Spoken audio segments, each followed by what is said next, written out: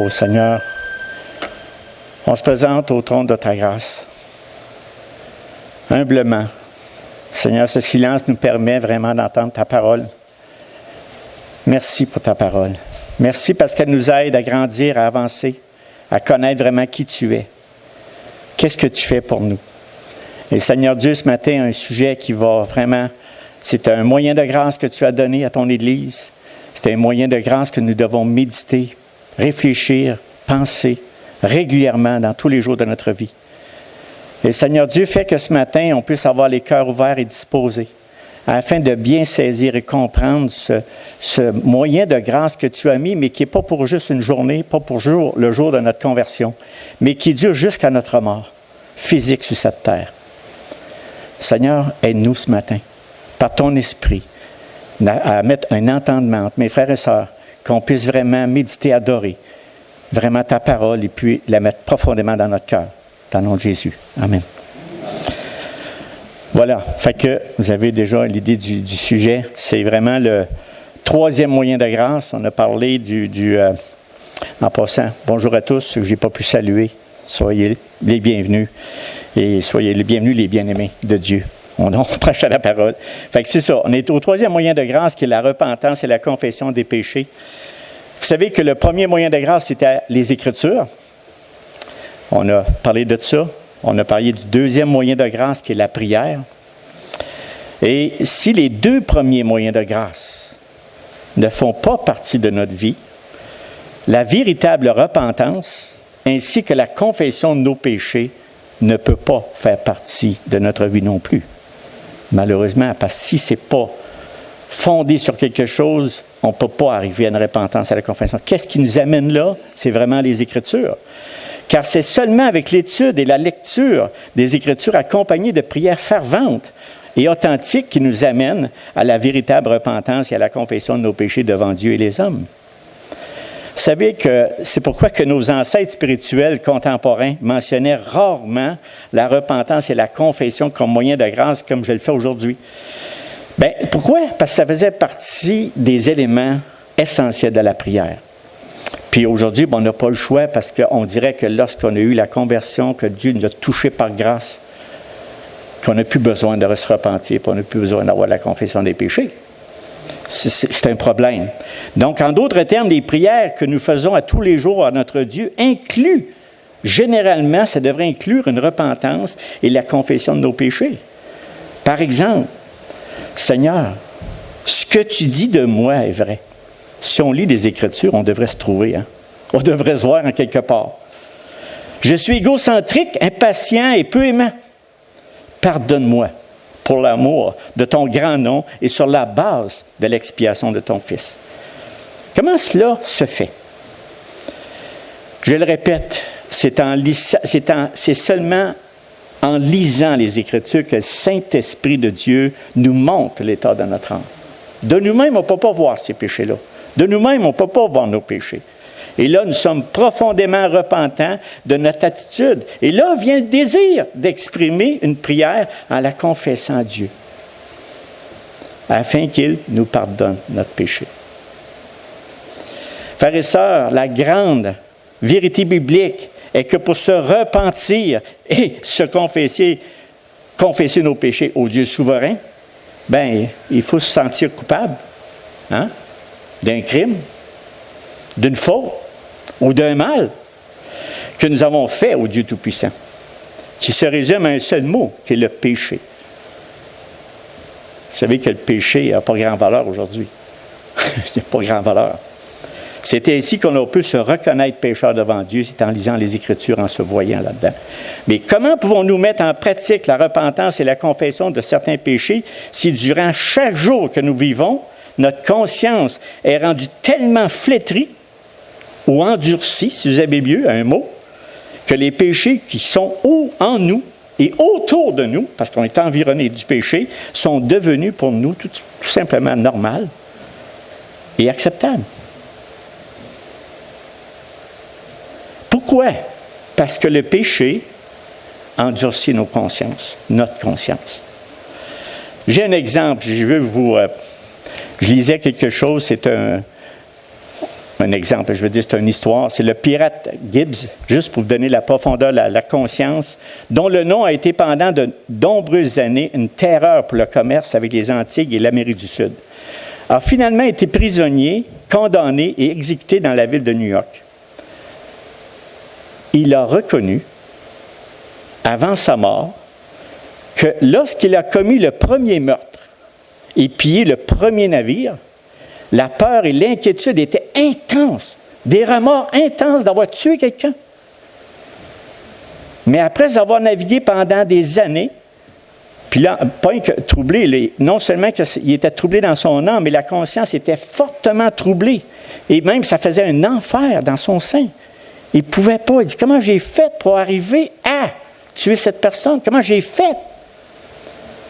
Donc, c'est ce qu'il disait, mais après avoir navigué pendant des années sous le pavillon noir, là on appelle ça les pirates, sa conscience était tellement durcie et émoussée qu'il pouvait piller un navire et assassiner tout son équipage, puis s'allonger et dormir aussi doucement la nuit qu'un enfant dans son berceau.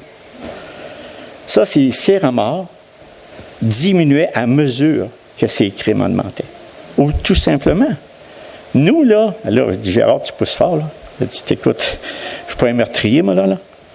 C'est un peu fort que tu dis ça, là. Mais vous savez, c'est le même principe pour tous les péchés. Exactement le même principe.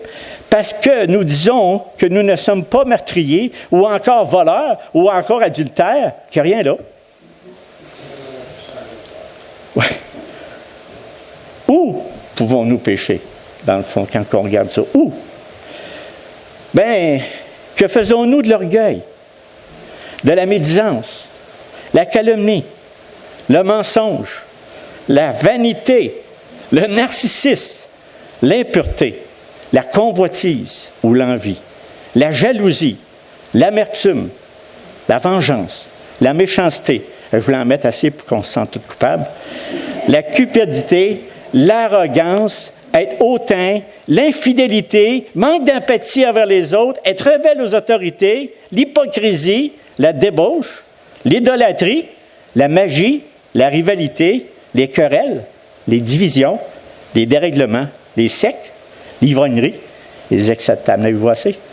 Y a-t-il quelqu'un qui s'est exclu de ça? Moi, je pense pas. Je pense pas. Vous savez, mes frères et sœurs, c'est que je voulais juste sensibiliser notre cœur qu'on a besoin d'entendre ce message-là. On a besoin de sentir ça dans nos tripes. Pas de devenir coupable et de plus capable de vivre. C'est pas ça. C'est d'avoir cette sensibilité là-dessus, puis c'est ça qu'on va travailler. C'est ça qu'on va parler ce matin. Donc, je pense que la liste était assez longue pour vraiment se reconnaître. Et nous ne pouvons pas vivre sur cette terre en disant « Moi, je n'ai pas besoin de me repentir sur quoi que ce soit, ou encore moi, de confesser mes péchés. » C'est de l'arrogance devant l'Éternel. 1 Jean 1,8, il dit ceci, puis Jean le confirme, « Si nous disons que nous n'avons pas de péché, nous nous séduisons nous-mêmes et la vérité n'est point en nous. » Et verset 10, il dit, « Si nous disons que nous n'avons pas de péché, nous le faisons menteur et sa parole n'est point en nous. » Non seulement ce moyen de grâce qui a été donné par Dieu est mal compris et négligé par la plupart des chrétiens. Vraiment. Mais en plus, elle est étouffée par deux autres choses. La première, la psychologie moderne nous apprend à protéger notre ego à tout prix. Même si nous devons nier la réalité ou nous mentir à nous-mêmes et aux autres. Vu à travers les yeux du monde, de charnel et de non-instruits, la repentance et la confession sont humiliantes et nuisibles. C'est ce qu'on prône. Voyons donc. Tiens, qu'un petit péché, là, c'est pas grave. Pas vraiment grave, là. Dieu va comprendre. Des fois, on ajoute ça. Dieu va comprendre, ne comprend pas. Deuxième point. Deuxième moyen. Dans la culture contemporaine et dans une grande partie de l'évangélisme même dans l'évangélisme, même dans l'évangile qu'on prêche, la repentance et la confession des péchés sont souvent vues de manière défavorable. Car les gens en général n'aiment pas se faire dire qui ils sont réellement. Vraiment. Et pour aggraver les choses, une grande partie de la prédication évangélique évite d'exposer à la lumière des Écritures nos fautes, afin que nous ne soyons pas mal à l'aise. Hey, si je dis véritablement les 4 vérités, ils vont s'enfuir, ils ne viendront plus me voir, ils ne viendront plus à l'Église. Hein? Donc, mon but, là, ce matin, c'est vraiment, nous semblons tous déterminés à maintenir le statu quo du « je vais bien »,« tu vas bien ». Hein? On se dit ça. Même si toutes les preuves ou les indices indiquent le contraire. Il y a des bonnes nouvelles là-dedans, mes frères et sœurs. Là, on met le point, on met le tronc, on met l'arbre. Là. C'est ça qu'on fait, puis après ça, les bonnes nouvelles s'en viennent. En conséquence, notre conscience est affligée par un sentiment de culpabilité, notre paix est annulée par un sentiment profond et durable d'éloignement de Dieu, et la victoire est engloutie par une défaite quasi perpétuelle. On a-tu besoin de se sentir comme... Mais c'est ça. Quand tu t'éloignes de Dieu, tu tombes dans cet état-là. Quel est le remède à cette maladie fréquente qui assaille les chrétiens? Comme c'est souvent le cas, le médicament que nous avons besoin est celui même que nous sommes le plus enclins à éviter. On oublie, Seigneur, me laver de mes péchés, gloire à Dieu, Seigneur. Puis après ça, on continue à vivre la vie qu'on mène, la vie qu'on menait avant. Ça ne se peut pas, là. Il faut qu'il y ait un changement. Donc, on est les plus enclins à éviter la repentance et la confession parce qu'on l'a fait une fois. Du point de vue biblique, elles sont un don de Dieu. Un moyen de grâce extraordinaire, merveilleux. On devrait louer l'Éternel. Merci Seigneur de ce moyen de grâce qui me ramène constamment à toi, qui me ramène au pied, au trône de ta grâce. Puis ça conduit vraiment à la restauration, à la paix et à la joie. L'avons-nous déjà expérimenté? Si oui, c'est merveilleux. Continuez. Sinon, écoutez mes frères jusqu'à la fin pour mettre en pratique ce moyen de grâce, ce 3e moyen de grâce. Si nous voulons marcher avec le Christ, avec la confiance et la joie qu'il souhaite pour nous, nous devons nous détourner, premièrement, des idéologies du monde et accueillir avec joie le remède qui se trouve dans les Écritures. Nous devons rejeter les remèdes du monde qui voudraient que nous nous contentions de couvrir la plaie du péché qui suppure, j'ai bien choisi mon mot, qui suppure, c'est-à-dire le suppure, ça produit du pu, du liquide jaune, là, que c'est vert, en tout cas, c'est pas cute, c'est pas beau. C'est vraiment pas ça. Et accueillir avec zèle et enthousiasme le remède de la parole de Dieu qui nous dit d'enlever la croûte et de nettoyer la blessure. Vraiment. Nous allons voir ce qu'est la repentance. C'est bon de se rappeler ça. Je sais qu'il y a beaucoup de monde qui le sait, mais on va se rappeler c'est quoi la repentance.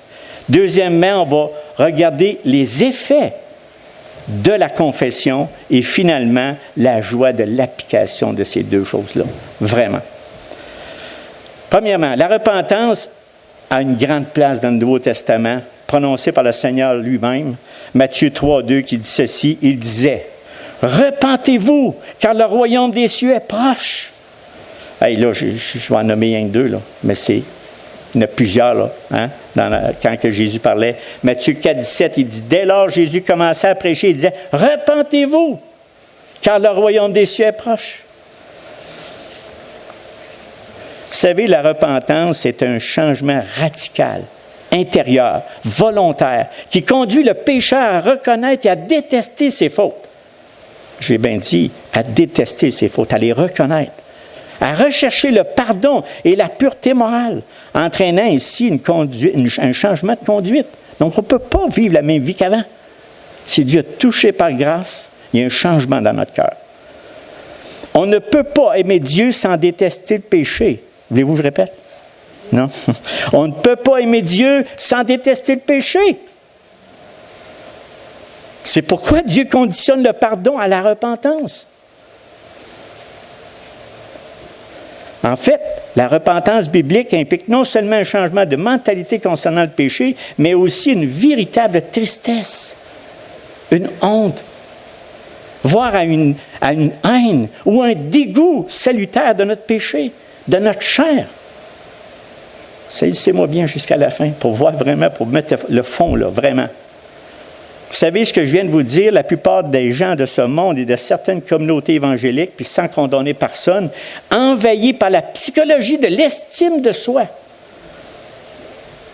me diraient que je suis vraiment déplacé et hors propos. Mais ce n'est pas ça que la Bible dit. Tu es obligé de dire ce que la Bible dit, vraiment. Pourtant, la tristesse, la honte et la haine de soi sont des vérités bibliques. Il y a une partie essentielle de la repentance authentique dans l'un et l'autre des nouveaux ou dans l'ancien qui avait une repentance qui devait se faire. Ceci dit maintenant, qui est l'agent de la repentance? Ou bien non, qui est la source de la repentance? Seul le Saint-Esprit peut opérer ce changement intérieur radical qu'est la repentance. Seul le Saint-Esprit. C'est lui vraiment qui prend l'initiative. Et il le rend possible par deux étapes distinctes ou sur deux angles. Je veux vraiment éclaircir ces deux choses-là parce qu'il y a un moment que ça part. Donc, sur deux étapes ou sur deux angles. Voyons d'abord la première étape. Mais je vais vous les dire tout de suite. C'est la repentance pour le salut au moment de notre conversion, qui est la régénération, et la repentance permanente par la sanctification tout au long de notre vie chrétienne. Mais je veux élaborer dans les deux étapes, vraiment, pour qu'on puisse comprendre vraiment qu'il y a une étape importante pour ne pas négliger celle-là, le jour où on a été touché par la grâce de Dieu, le jour où il y a eu un changement du jour au lendemain, on ne se reconnaissait même plus, parce que Dieu avait pénétré dans notre cœur et nous faisait marcher dans ses voies. Et la deuxième que je vais vous parler, bien, c'est la partie qu'on commence à négliger bien confortablement, puis que, c'était hier, hein? Mais là, on commence à prendre certains plis, puis c'est ça qu'on va élaborer dans la deuxième partie. La première, voyons la première étape. La repentance puis le salut au moment de notre conversion, la régénération.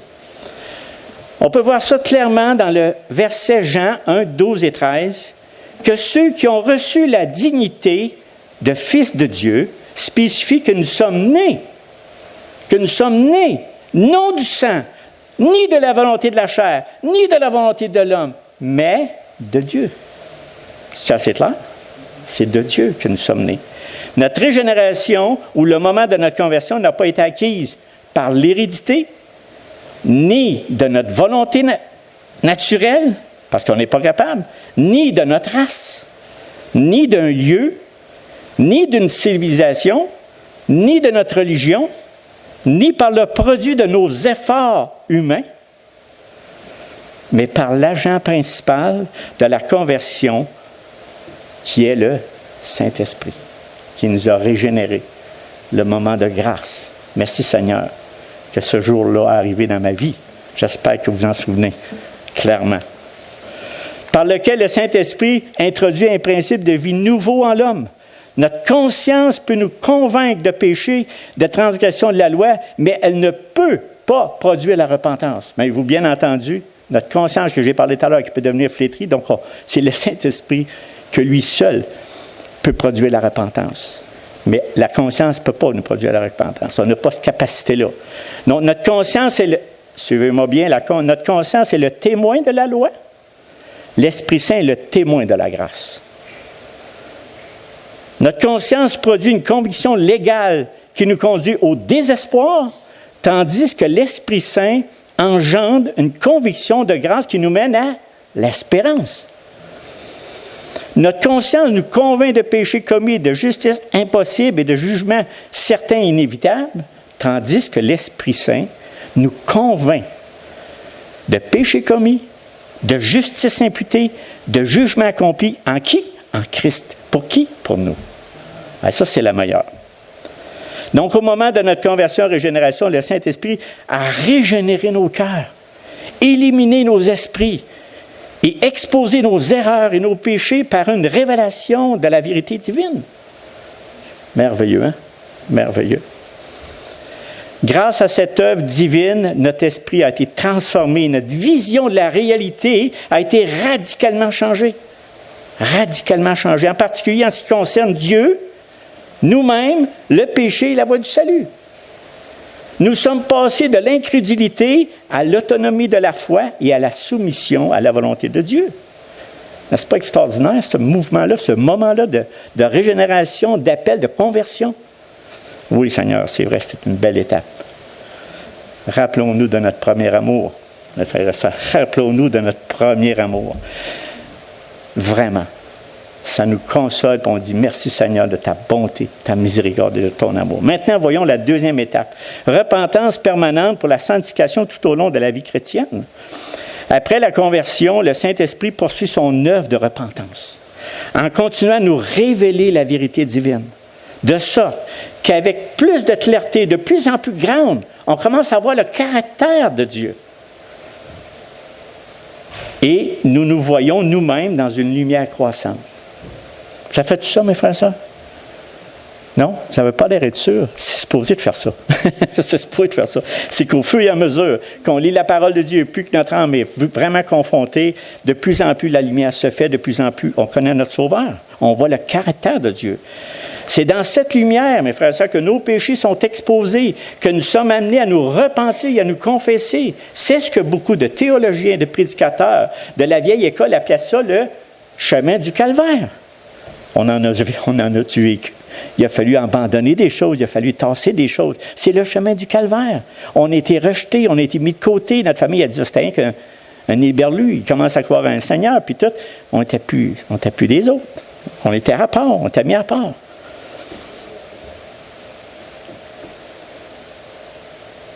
Et c'est le seul chemin, mes frères et sœurs, vers la liberté et la joie. C'est le seul chemin. Comment cette lumière croissante peut nous exposer nos péchés? En lisant les Écritures, le premier moyen de grâce, et en priant sans cesse, qui est le deuxième moyen de grâce. Ça se tient tout, hein? Mais c'est exactement ce que le Seigneur a mis pour nous autres. Ici, j'aimerais vraiment faire une précision importante afin que nous saisissions bien la différence entre la repentance lors de notre conversion, régénération, et la repentance permanente le reste de nos jours.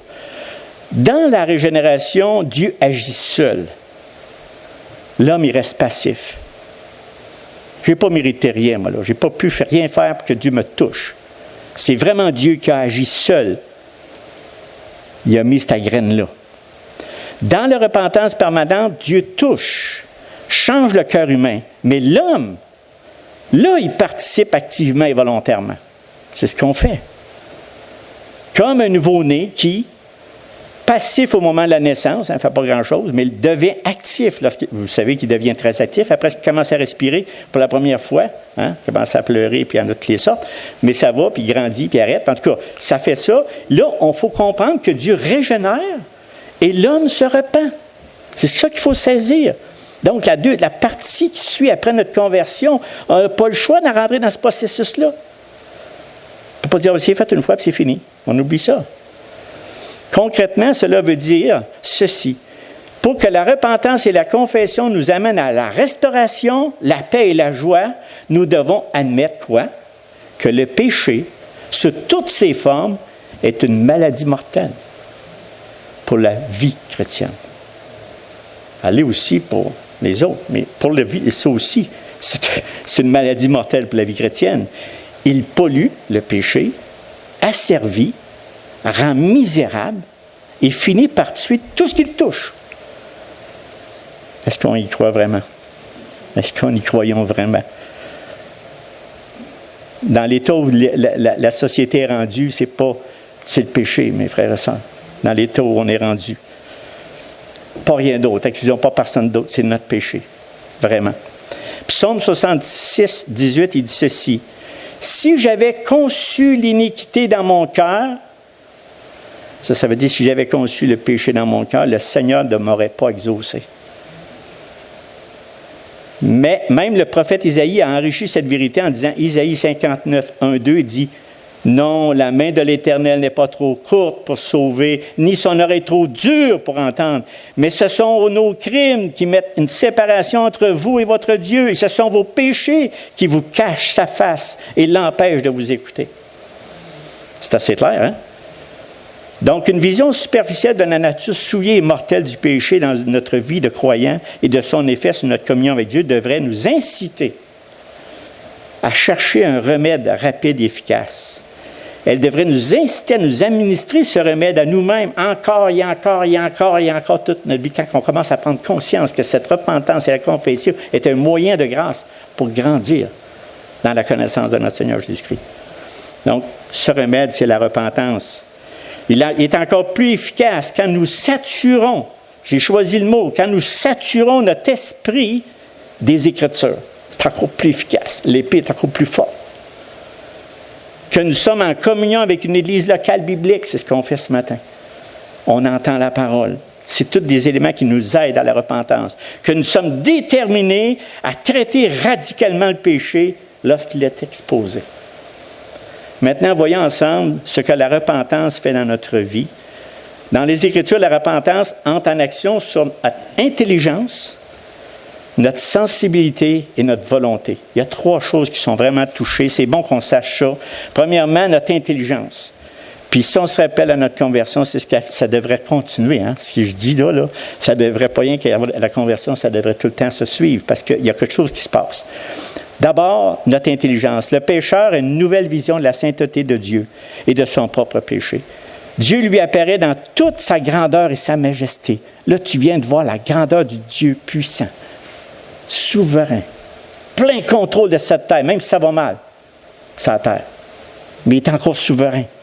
Il est toujours souverain. Il se voit blasphémateur contre Dieu. C'est ça que ça fait. L'intelligence dit « Hey, tu es un blasphémateur ». Il se voit contestateur, adversaire de l'ordre moral établi par Dieu. Il voit tout ça. L'intelligence, il lui donne ça. Il voit que tout cela le conduit à la corruption, à une condition misérable qui l'empêche de se soumettre à la loi de Dieu et le prive du salut et du royaume de Dieu. Cette conviction de péché par l'intelligence produit quoi? Une vraie humilité. Maintenant, deuxième, c'est notre sensibilité. Une nouvelle perception du péché entraîne une nouvelle attitude à son égard. Le pécheur repentant éprouve un regret profond, une souffrance intérieure d'avoir offensé le Dieu 3 fois saint. Donc, la tristesse selon Dieu produit la repentance à salut, tandis que la tristesse du monde produit la mort. 2 Corinthiens 7, 9. Le sentiment de véritable repentance évoque toujours l'idée de tristesse, d'espérance, de pardon et d'amour envers Dieu. Attention, mes frères et sœurs, un petit point ici. Se repentir par crainte des conséquences du péché, de l'humiliation personnelle ou du châtiment qui peuvent en résulter est purement égoïste et même parfois au désespoir. Par exemple, on va parler de Judas. Bien qu'il l'ait poussé à accomplir lui-même dans le suicide, il s'est pendu. Le terrible châtiment de la loi, le remords de Judas n'a rien à voir avec la véritable repentance. Il manquait, savez-vous quoi, Judas?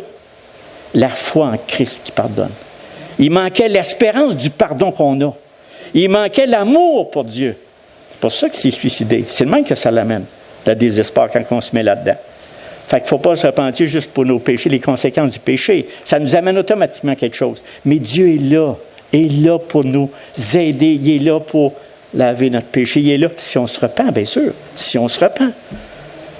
Nous devenons plus sensibles à notre péché, à notre besoin de repentance lorsque nous saturons toujours nos vies de la parole de Dieu. Je le répète, je sais, c'est une répétition. Comme l'a dit si bien David dans le psaume 119, 11. « Je serre ta parole dans mon cœur afin de ne pas pécher contre toi. » Bien que la conviction du péché soit l'œuvre du Saint-Esprit, l'épée ou le scalpel que l'Esprit manie pour trancher le cœur est la parole de Dieu. Change mon cœur, Seigneur. Change mon cœur. Il y a un lien direct entre le remplissage du cœur par la parole de Dieu et sa capacité à fuir le péché. Il y a vraiment un lien. Au fur et à mesure que nous grandissons dans la parole de Dieu, les péchés qui étaient auparavant cachés sont exposés et nous apprenons à voir le péché comme Dieu le voit. À le haïr avec une sainte passion, je veux dire, à le rejeter sans compromis. Hors de moi le péché. Hors de moi. Ne vit plus en moi. Le travail du Saint-Esprit qui consiste à exposer le péché caché dans nos vies peut souvent être très, très douloureux. Est-ce que c'est douloureux? Ça fait mal. Provoquer des hauts de cœur et briser le cœur, mais c'est la voie sûre vers la guérison et soyons heureux que ça fasse mal. Quand ça fait mal, vous êtes sur le bon chemin, ça va bien. Aussi, nous devenons sensibles à notre péché, à notre besoin de repentance lorsque nous vivons notre vie chrétienne en communion avec des croyants authentiques dans une église locale. Quand tu es tout seul chez vous, tu n'es pas capable de mettre à l'épreuve l'amour. Des fois, ton frère et soeur ne sont pas aimables, mais c'est ça, il nous dit aimer, aime. Fait que même c'est le pile sur l'orteil. Donc, cet aspect-là, souvent oublié, voire même négligé dans la génération actuelle. Donc, ça nous aide à grandir, d'être ensemble, en communion des frères et sœurs. Mais vous, moi, j'aime cette ambiance, qu'on est ensemble, les frères et sœurs, à parler de la parole de Dieu. Maintenant, ça touche aussi notre volonté. Les intentions et les résolutions changent également. La repentance implique en effet un demi-tour qui amène l'homme à tourner résolument le dos au péché. Cet aspect est le plus important car il inclut et dépasse les deux autres. Ça vous surprend? On parle tout à l'heure de l'intelligence, puis on parle tantôt vraiment on a parlé de la sensibilité.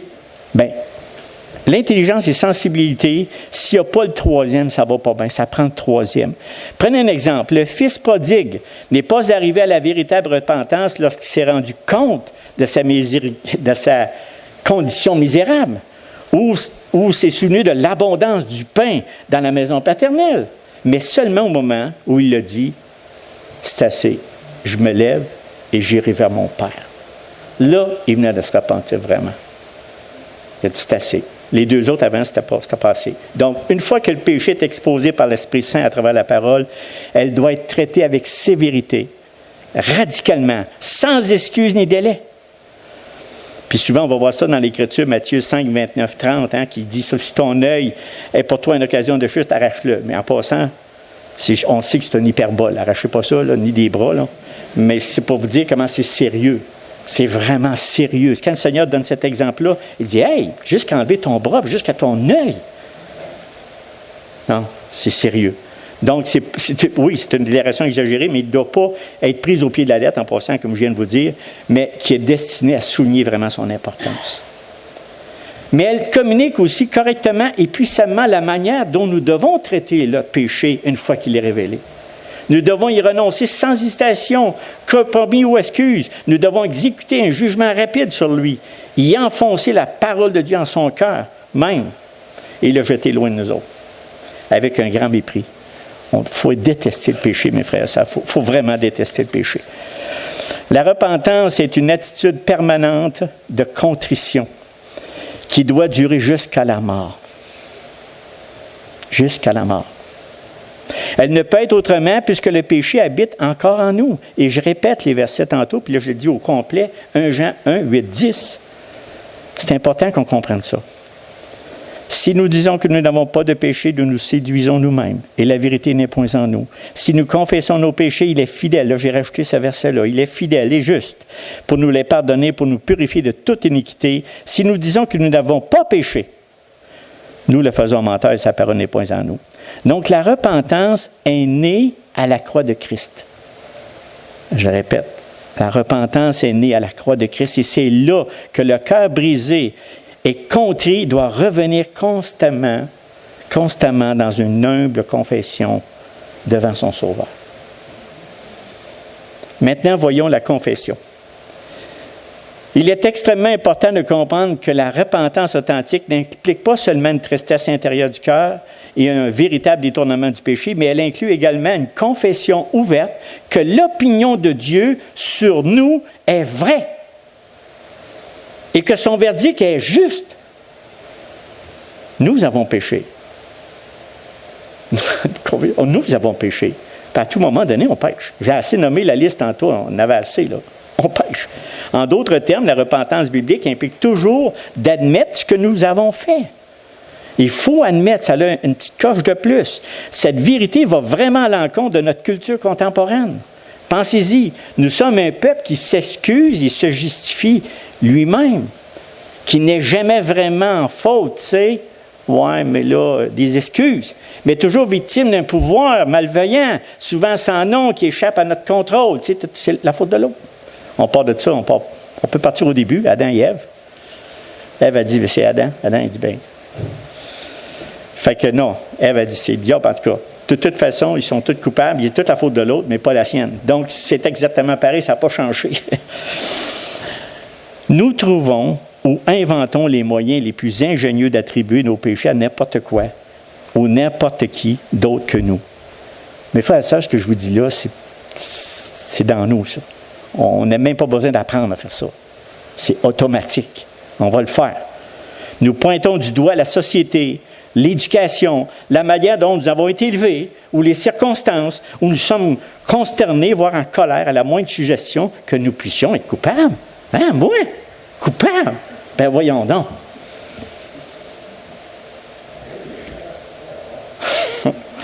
Pourtant, hein, au moment de notre conversion, cette opinion propre à notre époque est radicalement changée.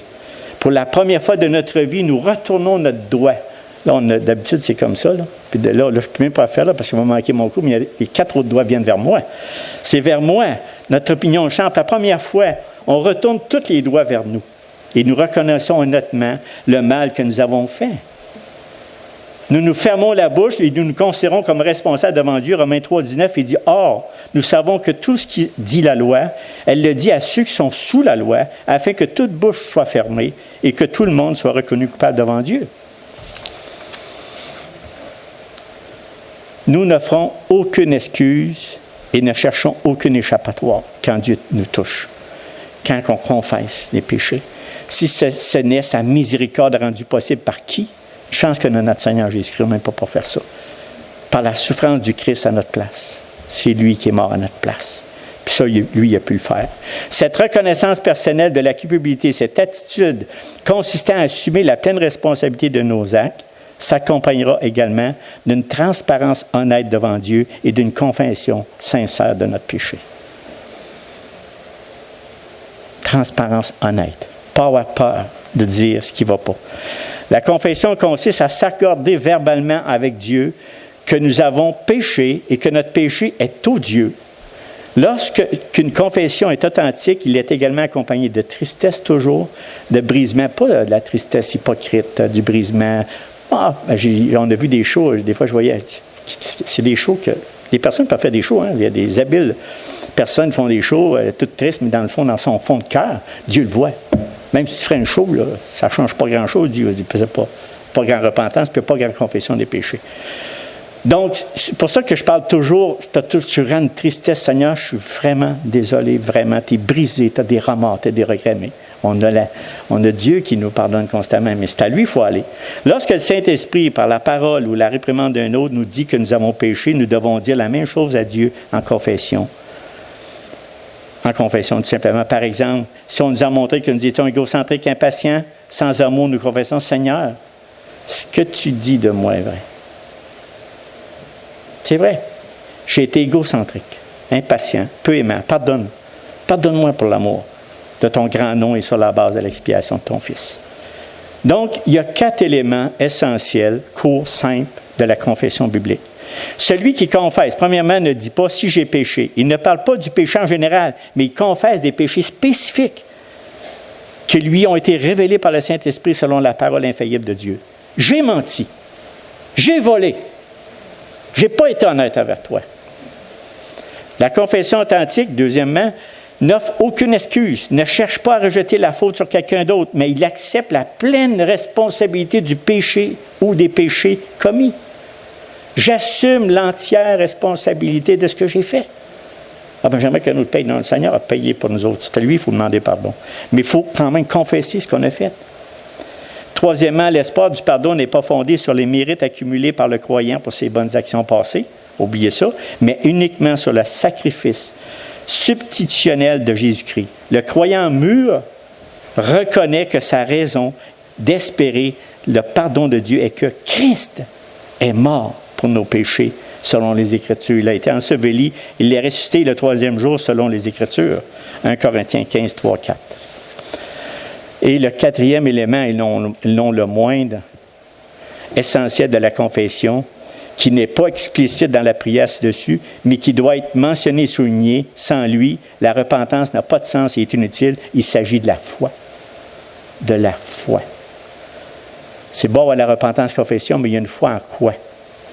Nous devons croire, mes frères et sœurs, les promesses de Dieu qui offrent le pardon et la purification. Même pour les plus grands péchés des personnes brisées et contrites. Et l'une des choses les plus difficiles à faire, même pour le croyant le plus mûr, est de comprendre l'ampleur du pardon de Dieu. Je réfléchissais à ça ce matin, puis je méditais là-dessus.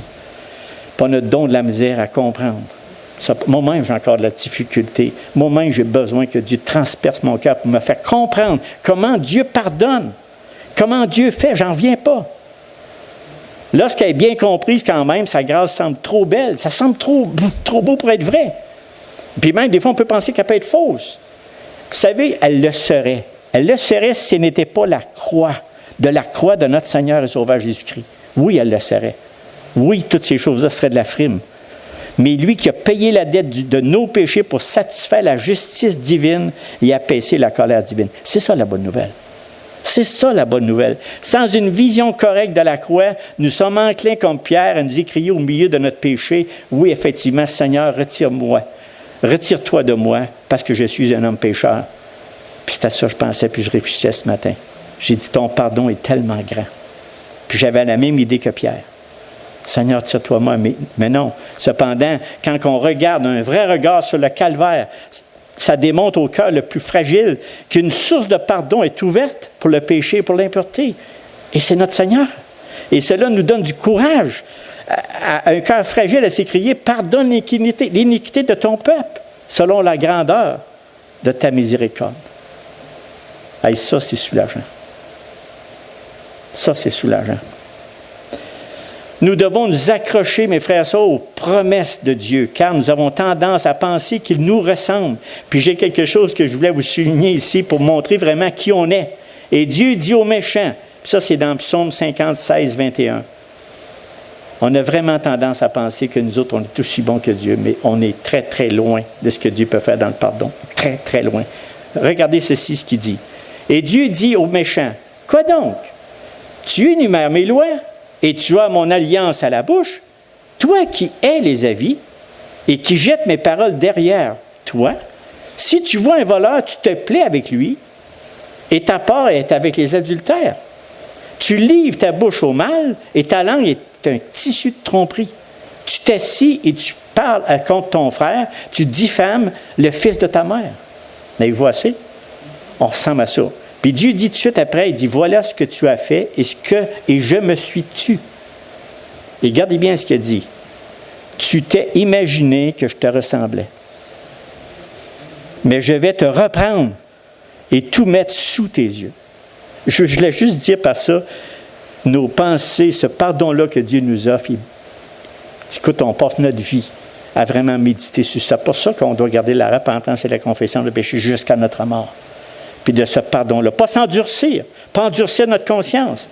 Et que sa miséricorde, sa grâce et son pardon ont les mêmes limites. On pense ça, que sa miséricorde, sa grâce ont les mêmes limites et les restrictions que les nôtres. Allez, on est-tu loin?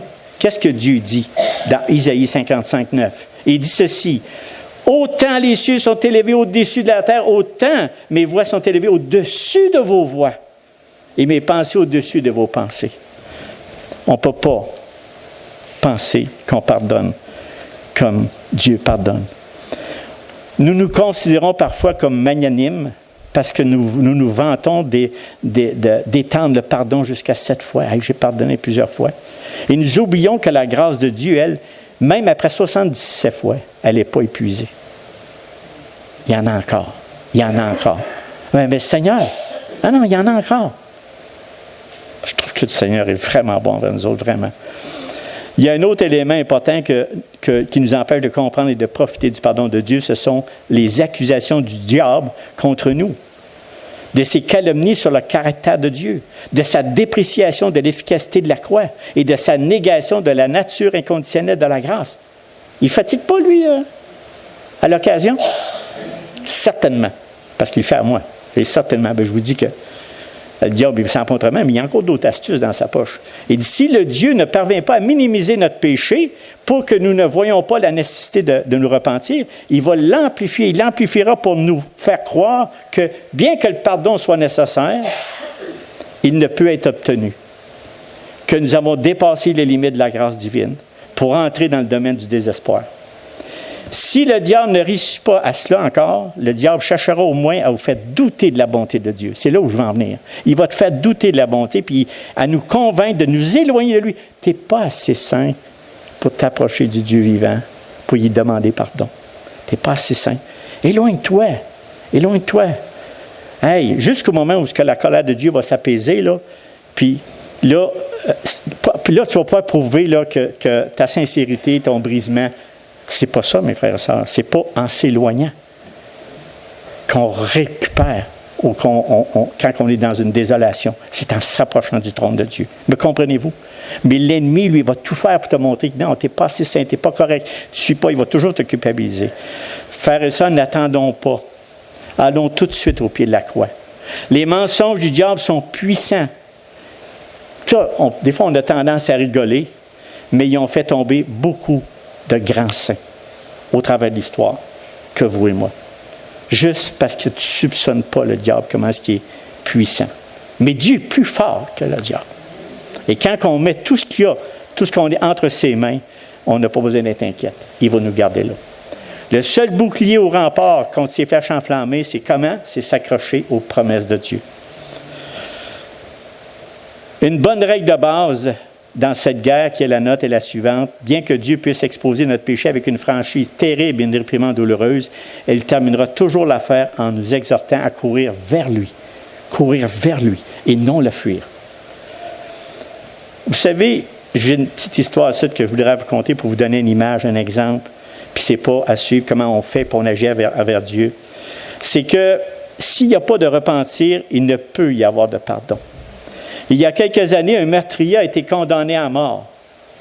Le frère du meurtrier, à qui l'État était profondément redevable pour d'anciens services, a supplié le gouverneur de l'État d'accorder le pardon à son frère. Le pardon fut accordé. Et l'homme rendit visite à son frère avec le pardon dans sa poche. Et il pose la question suivante. « Que ferais-tu, lui dit-il, si tu recevais un pardon? » Son frère répondit, « La première chose que je ferais, répondit-il, serait de retrouver le juge qui m'a condamné et de l'assassiner. Et la deuxième chose que je ferais serait de retrouver le témoin principal et de l'assassiner. » Son frère s'est levé et a quitté la prison avec le pardon dans ses poches, parce qu'il n'y avait pas de repentance. Je voulais vous donner cette histoire-là, on agit des fois pareil avec Dieu. Dieu est là. Qu'on soit le plus gros péché qu'on ne peut pas avoir. Lui, il n'avait aucune repentance. Disons, le Seigneur, viens à mon secours, car je suis un pécheur. Vraiment. Il est toujours là, mes frères et sœurs, pour nous restaurer. Toute voix qui éloigne le croyant pécheur de Dieu est celle de la chair et du monde et du diable. Il ne vient pas de Dieu. Les Écritures témoignent que la tristesse pieuse de Dieu, du péché, est hautement estimée. On voit ça dans Isaïe 57,15. « Car ainsi parle le Très-Haut, dont la demeure est éternelle et dont le nom est saint. J'habite dans les lieux élevés et dans la sainteté. Mais je suis avec l'homme contrit, il est avec nous autres, avec l'homme contrit et humilié, afin de ranimer les esprits humiliés, afin de ranimer les cœurs contrits. » C'est pas une belle promesse, ça? Vraiment, mes frères et sœurs?